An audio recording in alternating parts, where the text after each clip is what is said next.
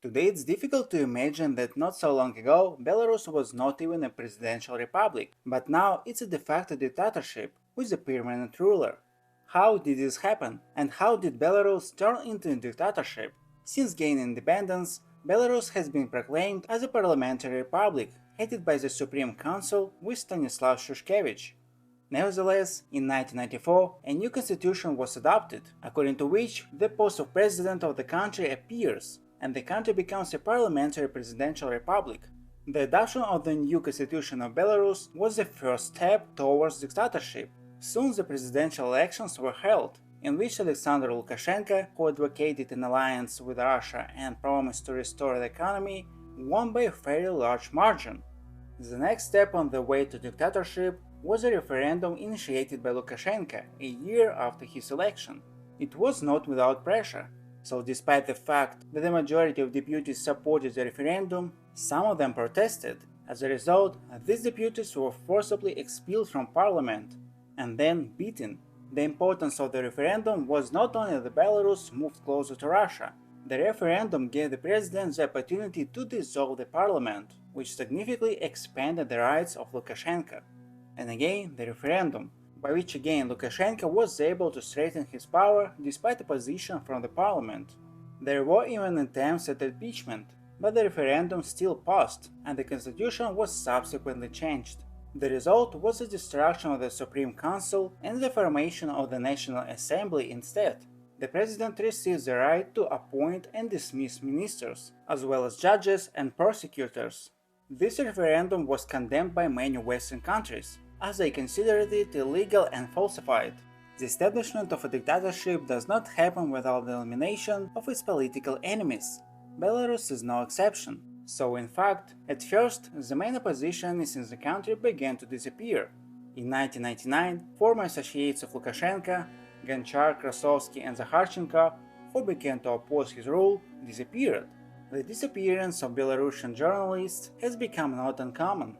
The year of 2001 and again strengthening his power through elections, so only 3 candidates are participating in these elections, and Lukashenko is gaining 75% of the votes and continues his rule. Lukashenko, being convinced of the effectiveness of referendums, holds it again in 2004.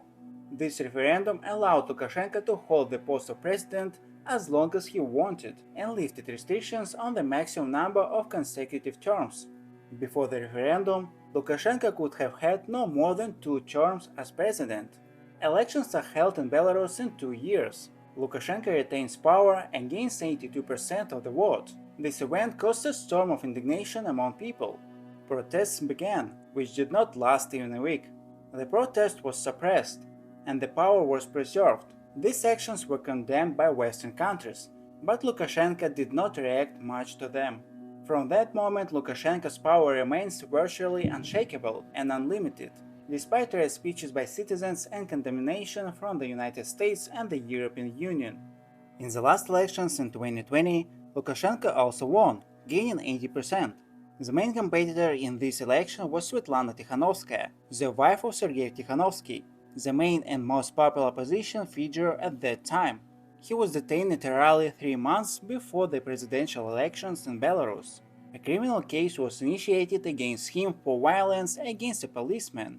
Shortly before that, he tried to apply for registration as a candidate for the president of Belarus. Tikhanovsky became popular by starting the Country for Life YouTube channel, in which he told the stories of ordinary citizens of Belarus. In Tikhanovsky's videos, Belarusians say what changes are needed for Belarus to become a country for life. There is no political life at all in the country. There are no honest courts. There is no change of power. There is no local self-government. There is nothing. There is only Lukashenko's dictatorship. Belarusians are tired of this and express their protests, and I voice their opinion. He said it in an interview. Instead of him, his wife Svetlana decided to fight for the presidency, and Sergei himself led the initiative group for nominate her. Commenting on Tikhanovsky's decision to support the nomination of his wife, Lukashenko said that a woman cannot become the head of the republic. Our constitution is not for women, and our society is not mature enough to vote for a woman. The president will be a man. I'm absolutely convinced of this. Lukashenka said. Later, Sergei Tikhanovsky was sentenced by the court to 18 years in prison. He was found guilty of preparing riots. One of the main rivals of Alexander Lukashenko in the election for the post of head of state, Viktor Barilka, was detained on suspicion of money laundering and tax evasion. Another presidential candidate, Tsepkalo, left Belarus at the end of July. According to his wife, Tsepkalo received information from reliable sources about the impending detention and the possible deprivation of parental rights.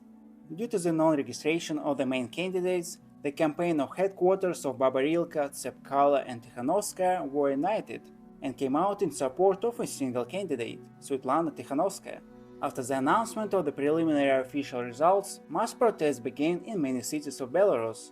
The election occurred on August 9, 2020, and sparked widespread protests and demonstrations across the country. The protests continued for several weeks, with varying levels of intensity and participation. Regarding the number of people detained during the protests, various sources have reported different figures. According to human rights organizations and independent media outlets, tens of thousands of individuals were detained during and following the protests. These detentions included peaceful protesters, journalists, activists, and opposition figures. Today, Lukashenko has been at the post of president for almost 29 years. There is no need to talk about the possibility of his change. It's also worth noting that during all these years, censorship has flourished in Belarus. Since 1994 and to this day, newspapers and publications have been regularly banned in Belarus, websites have been closed, and journalists have been persecuted. There are virtually no opposition media in the country. And that's all, thanks for watching, subscribe to the channel so as not to miss new videos, like and share this video on social networks.